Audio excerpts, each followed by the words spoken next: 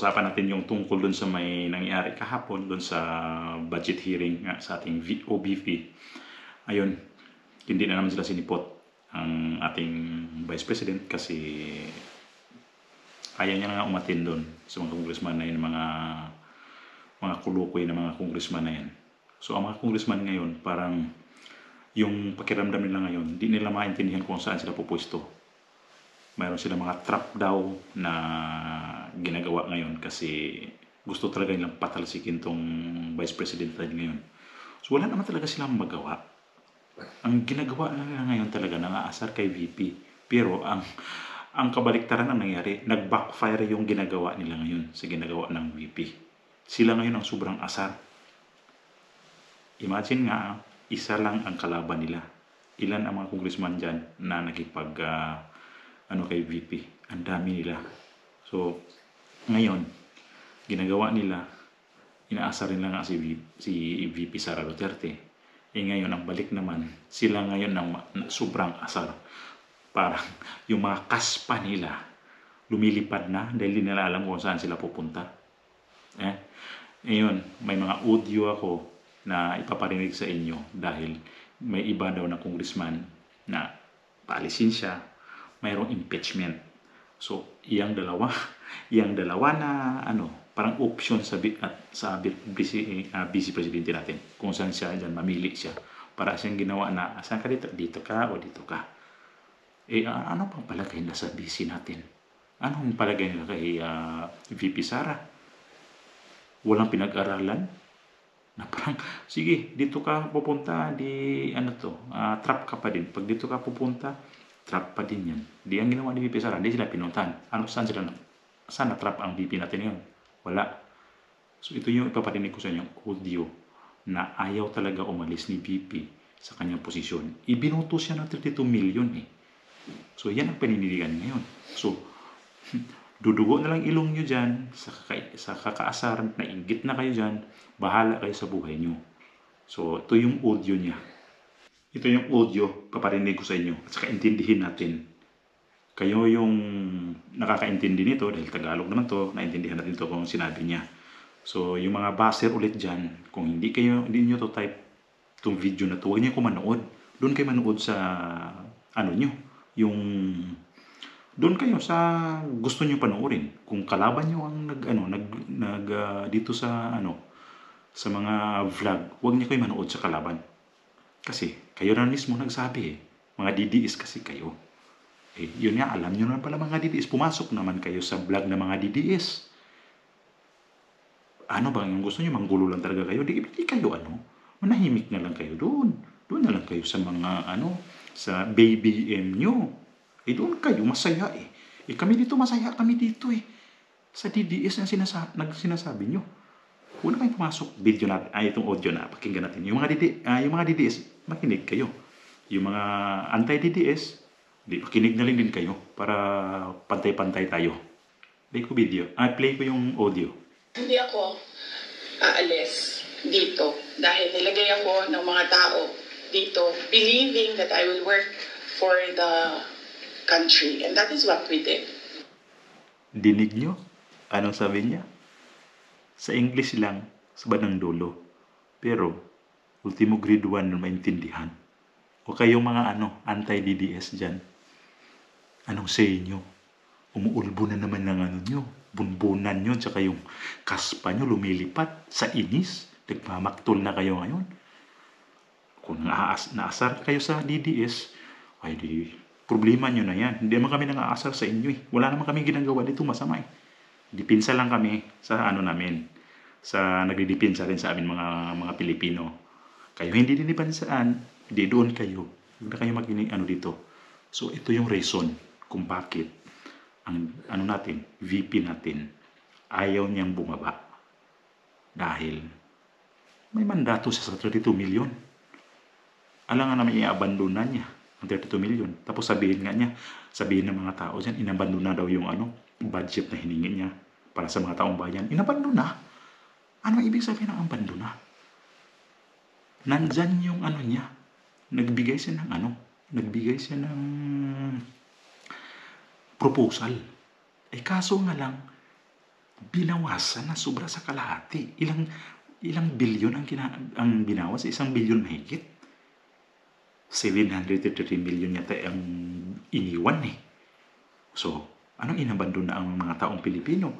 Kayo mismo ang nagsira talaga ng imahe ng BP natin. Kasi kung masama siya, hindi siya manghingi ng budget. Hindi sabi nga, di ba? Itong budget na to, pwede to sa DSWD, ipasa namin to, ibaling to namin doon kasi parehas lamang kayong layunin eh. Ayaw nyo ang mga Pilipino makahingi ng tulong sa OVP, pangpalibing. Na yung pangpalibing na yan, may nabanggit yan na panahon pa ni Nuri de Castro yan. Tapos ngayon, dumaan ilang VP na yung dumaan, Binay, Leni Robredo, ngayon lang napansin yan. May mga congressman dyan, nandiyan na kayo tumanda rin dyan sa kongreso, hindi nyo napansin yan. Baka siguro, di ko rin masisisi kasi sa ngayon kasi ang mga congressman ng panahon siguro nun, ulyanin na rin. Kaya pumasok to mga bata, walang alam, di ko alam kung abogado nga ba to sila o may pinag-aralan, yan na naman ang nila. Di nyo gusto nung ang OVP nakipagtulungan din sa ibang ahensya ng gobyerno. Okay, come on guys, come on. Tulungan na nga eh. Saan yung mga tao pupunta? Yung sila ba? Komportable. Doon sila pupunta. Doon sila mabigyan ng turo. Paano kung pupunta sa DSWD? Pwede sila asikaso doon. Pagdating ng OVP, asikaso sila doon. Tapos, siraan nyo pa yung nag-asikaso ng sobra. Tapos yung hindi nag-asikaso, hindi nyo nakikita yun. Yung sobrang tumulong, yun ang nakikita nyo. Ito pa. Pakinggan natin yung sabi niya dito. Hindi siya sumasagot dun sa mga 2 tao lang. Ang pakinggan niya, yung bumuto sa kanya, 32 billion, Ito yun. Hindi naman kasi ako sasagot sa Young Guns. Dahil kailangan ko sumagot sa 32 million na bumoto sa akin. Hindi sa 1 or 2 na tao. Sorry kayo. 2 tao lang kayo. O 5. Di kayo sasagutin dyan. Never. So, ito yung last audio ko na pakinggan natin kasi dito, ito yung sinabi niya talaga na kay Sandico at saka kay Martin Romualdez siya nakipag-usap tungkol sa kanyang budget. So, dito niya binanggit yung impeachment niya na nangyari. Ito nga yun. Parang pinagpili siya. Dito ka sa kaliwaan namin, trap ka pa din. Trap ka. Dito sa kanan namin, trap ka pa din. Sinagot. Ito yung niya. Sobrang niyang galing dito. Pakinggan natin. Actually, kung mapapansin nyo, hindi ako nakikipag-usap sa kanila. Nakikipag-usap lang ako kay Sandico at kay Martin Romualdez. Gusto nila mag-impeachment, diba? So apparently, pakiramdam ko at sa tingin ko sa mga nangyayari, wala silang kaso for impeachment. Ang track ni Franz Castro, ni Trillanes, is impeachment. Gumawa sila ng isa pang track na resignation. Parang papalabas nila, impeach ka namin for wrongdoing, whatever. And then, itong isang grupo na ito, umalis ka dyan. Kasi kapag hindi ka umalis, kapituko ka. Malinaw. Hindi siya alis. Hindi siya magre-resign. Ganun yun. Tapos, anong basis daw ma-impeach siya? So, wala naman daw silang kaso. Wala naman talaga silang ikaso dyan. Ano ikaso nila? Yung confidential fund. Ang daming gumagastos ng confidential fund. Yan lang ang natin nakikita ngayon. Yung ibang mga ahensya dyan, meron namang confidential fund sila. Bakit di binubusisi ng kongreso yan?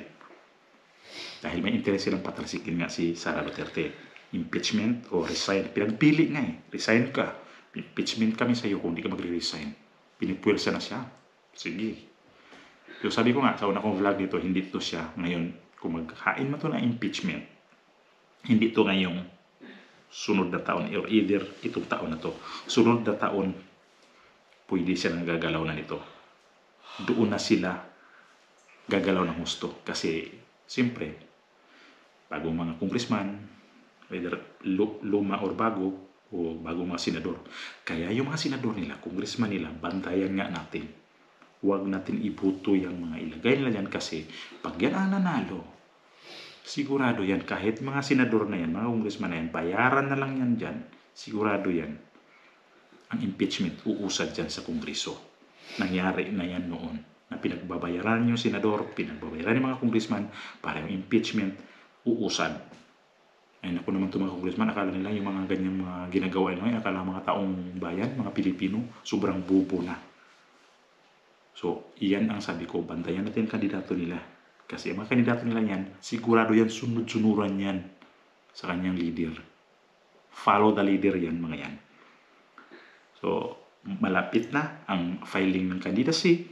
Bantayan natin kung sino tumatakbo ngayon. Although mayroon ng mga pangalan na nakikita na natin.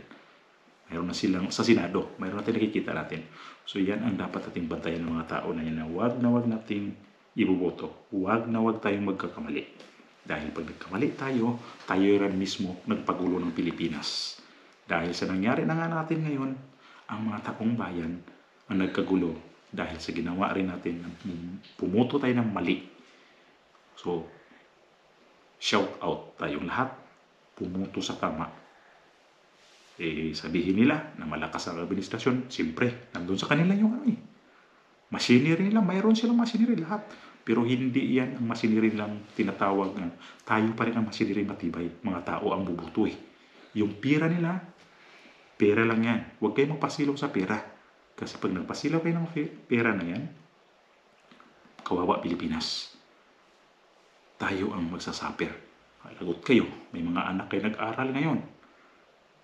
Tapos wala mga trabaho mga Pilipino. Magiging OFW, iwanan yung pamilya. Kawawa lalo.